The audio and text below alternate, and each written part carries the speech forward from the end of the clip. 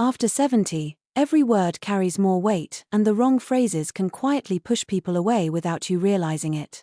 While your wisdom and life experience are priceless, some expressions can unintentionally create distance, discomfort, or even hurt in your relationships. Whether it's chatting with loved ones, meeting new people, or simply navigating daily life, communication remains one of your most powerful tools. In this video, we'll uncover 7 common phrases many people over 70 say, often with the best intentions, that might be doing more harm than good. By replacing them with warmer, more open alternatives, you can maintain strong bonds and invite meaningful conversations. Stay with us to ensure your words reflect the connection, kindness, and clarity you truly intend. Lesson 1. Back in my day. Can sound like a wall, not a bridge. It's natural to reflect on the past, especially when you've lived through decades of history, culture, and change. But one phrase that often slips into conversation, back in my day, can create unintended distance between you and others. Though it might seem like a simple way to share a memory, it often comes across as dismissive, like saying today's world just doesn't measure up. You might be trying to express pride or offer a valuable perspective.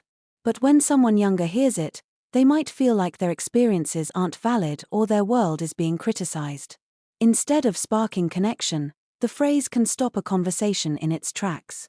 It can make people, especially younger generations, feel misunderstood or judged. So how can you still share your rich history without pushing people away? Try flipping the conversation.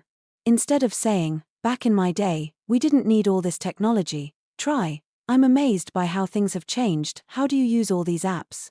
This shift invites curiosity, not comparison. It creates a bridge, not a barrier. People are more willing to listen when they feel listened to. When you show openness to their world, they're more likely to show interest in yours. Your stories matter deeply, but the way they're shared matters just as much. By being mindful of how your words land, you can turn everyday chats into warm, engaging moments. Sharing your past doesn't have to compete with the present. In fact, it can beautifully complement it if the tone is one of mutual respect and learning. In the end, you're not just talking about your day, you're inviting someone into your lifetime. And that's far more powerful than any single phrase. Lesson 2. I'm too old for that. Limits your growth and connections.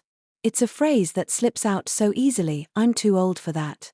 You might say it with a smile or a laugh, but those 5 words carry a message that can quietly shut doors on experiences, on learning, and even on relationships.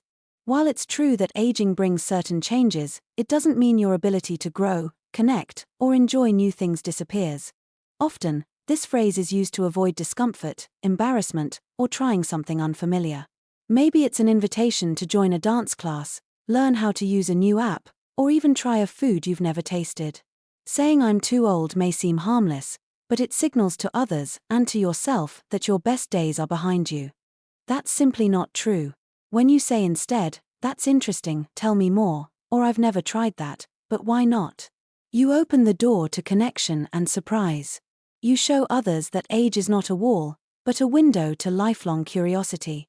Younger people will be more inspired to engage with you, and peers may feel encouraged by your energy. The truth is, no one expects you to do everything. But being willing to explore, ask questions, and stay involved keeps you vibrant. Growth doesn't stop with retirement or with grey hair, it only stops when we say it does. So next time you're tempted to say I'm too old for that, pause and reconsider. You might just be standing in front of something joyful, meaningful, or unexpectedly fun. After all, it's never about age, it's about attitude. And yours can still light up a room, one yes at a time. Lesson 3. You'll understand when you're older. Shuts down trust. You'll understand when you're older. It's a phrase meant to comfort or protect, but often, it does the opposite. While it may feel like you're offering wisdom, this phrase can come across as dismissive, even condescending. To younger people, it sends the message that their thoughts, emotions, or struggles don't matter until they've lived more life. And that can quietly erode trust. At its core, communication is about connection. When someone opens up, whether it's your grandchild, a younger friend, or even a caregiver, they're hoping to be heard, not brushed off. Saying, you'll understand later, can make them feel small. as if their current experience is being belittled or overlooked. But here's the good news: you can still share your life experience and perspective, just with a slightly different approach. Instead of cutting off the conversation, try opening it up with, "Here's something I've learned over the years, what do you think?" This simple shift keeps the exchange mutual and respectful. It allows you to guide, without overshadowing. Remember, you have lived through things they haven't yet. That experience is invaluable. But the way it's delivered determines whether it becomes a gift or a wall. Sharing your lessons in a way that invites reflection, rather than silences it, turns your insight into something they'll actually want to remember. When you validate someone's current emotions while gently offering your perspective, it deepens your bond. They'll feel heard, and they'll want to hear you in return. After all, wisdom isn't just what you know, it's how you share it. And when it's shared with empathy and openness, your words can guide generations. Lesson 4. I don't want to be a burden. May hurt more than help. It's one of the most heartfelt phrases older adults say, "I don't want to be a burden." It often comes from a place of love and pride, a desire to stay independent and avoid inconveniencing others. But here's the twist: while you may think you're protecting your loved ones, this phrase can quietly create emotional distance and even pain. When you say, "I don't want to be a burden," what others often hear is, "I don't believe you truly want to help me." It can make your children, friends, or caregivers feel helpless or even rejected. Instead of strengthening your relationship, it may unintentionally make them feel shut out. The truth is, people who care about you want to be there for you. Helping isn't seen as a burden, it's seen as love in action. When you push help away, you deny them the joy and meaning that comes from giving back to someone who has given so much. Instead of saying, "I don't want to be a burden," try saying, "Thank you for being here, it means a lot." This small change allows others to feel appreciated rather than worried or dismissed. It opens the door to deeper connection, trust, and warmth. Vulnerability doesn't make you weak, it makes you human. And accepting support doesn't diminish your independence, it builds stronger, more loving bonds. You've spent your life supporting others. Now it's your turn to receive that care without guilt. Letting people in is not a burden. It's a beautiful act of trust. And when you embrace that, you're not just preserving your dignity, you're giving others the chance to show how deeply they value you. Lesson 5. Kids these days. Feels like judgment, not wisdom. We've all heard it, and maybe even said it ourselves. Kids these days. It usually follows a sigh, an eye roll, or a story about how things used to be better, simpler, or more respectful. While the phrase may feel like harmless commentary, it often lands as harsh judgment, and it can quietly shut down the very connections we want to build. When you say kids these days, what younger people often hear is, "You don't measure up." It can make them feel like they're being criticized before they've even had a chance to explain their values, dreams, or struggles. And instead of fostering a meaningful conversation, it creates an invisible wall between generations. But here's the opportunity: your perspective is valuable, and younger generations want to hear your stories if they feel respected in return. Instead of leading with critique, try leading with curiosity. Say things like, "I've noticed things are different now, what's important to your generation?" Or "Tell me how you see it." This approach turns judgment into dialogue. You might be surprised by what you learn. Young people today face pressures and challenges that didn't exist decades ago, from social media to global uncertainty. When you take the time to listen without immediately comparing, they'll see you not just as someone older, but as someone wise and open-minded. Connection begins with respect. And respect is a two-way street. When you offer it, you're far more likely to receive it. So instead of saying "kids these days," try saying, "Let's talk, I'd love to hear your view." That one shift could be the start of a conversation that bridges generations, builds trust, and brings you closer than ever. Lesson 6. I've seen it all. Can end a conversation before it starts.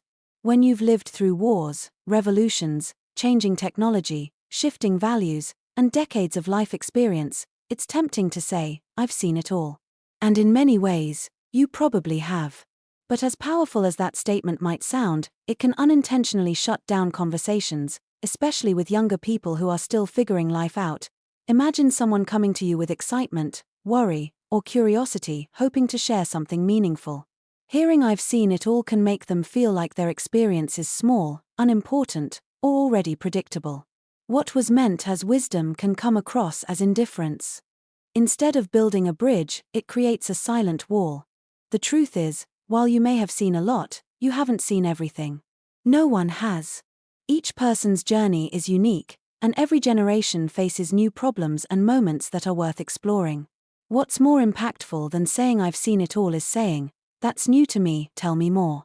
That one simple line shows that even after all these years, you're still open, curious, and willing to learn.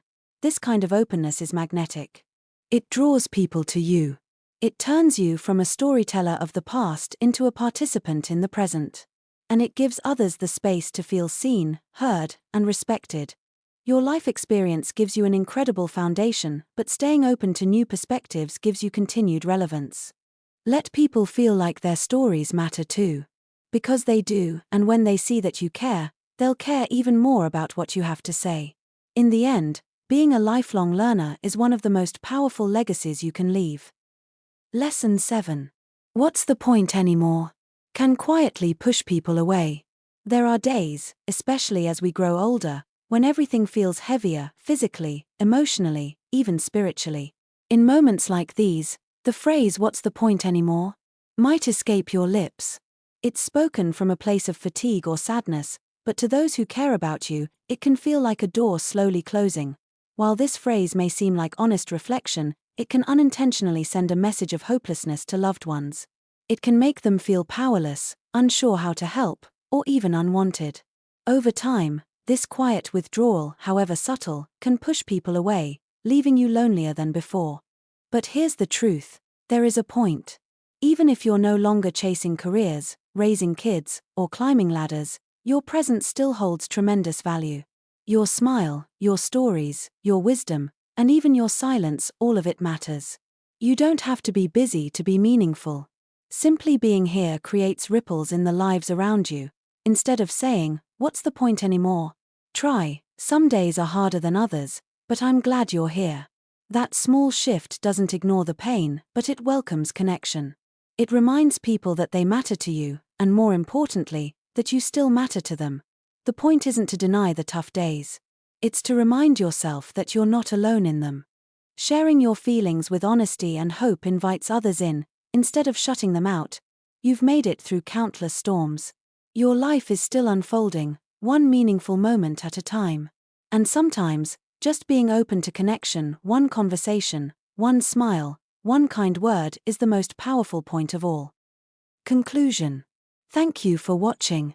If even one of these lessons helped you see how simple changes in what we say can strengthen relationships and bring people closer, please let us know.